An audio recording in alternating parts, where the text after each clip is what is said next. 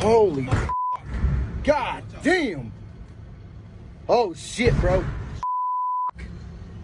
American forces are not used to being on the receiving end of this kind of firepower.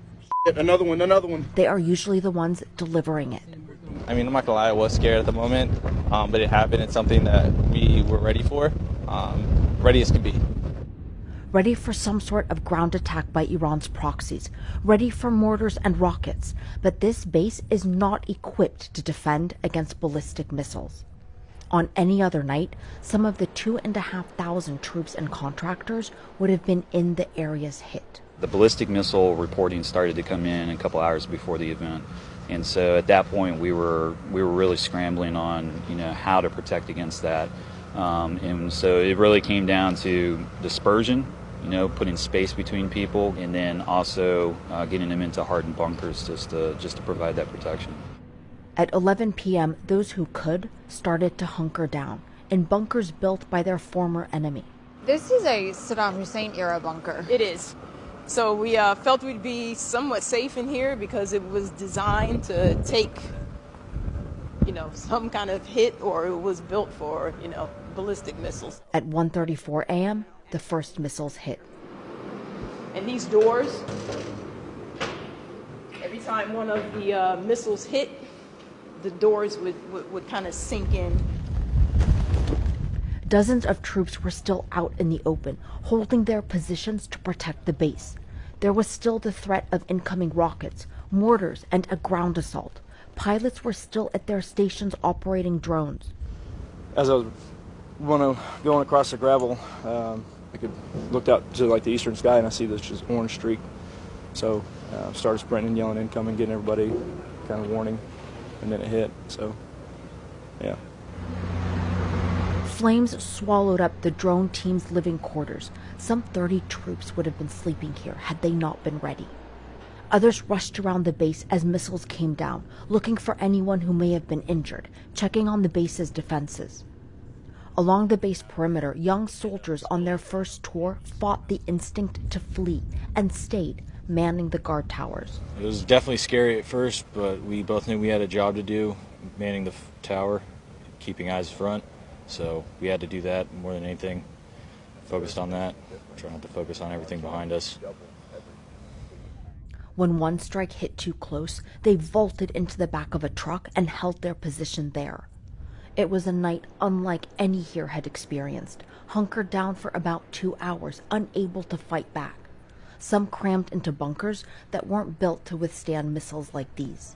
These kinds of small bunkers exist throughout the base, but they're meant to protect against rockets and mortars.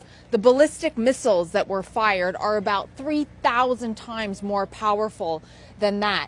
The blast from this one knocked over a 4-ton T-wall, but if that hadn't happened, those who were sheltering here probably would not have survived. Come daybreak, fear of finding out who was killed or wounded was eclipsed by the joyous shock that no one was.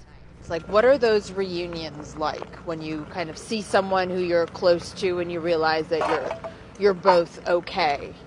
It's a warm feeling deep in the heart that all your friends, your family here is okay. It just felt like forever since I'd seen my guys, and there's a lot of hugging and a lot of tears and a lot of it's just a great feeling knowing that all your people are okay. And this is where you used to? Yeah, this is my room.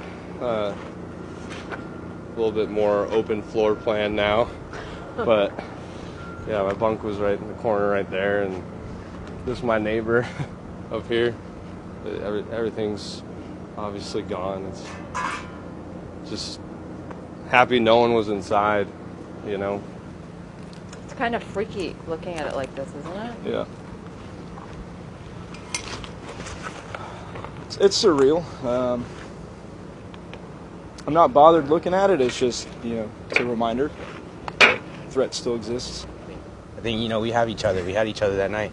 And it's a brotherhood that will never break because of it. Does it change your perspective on life? It does.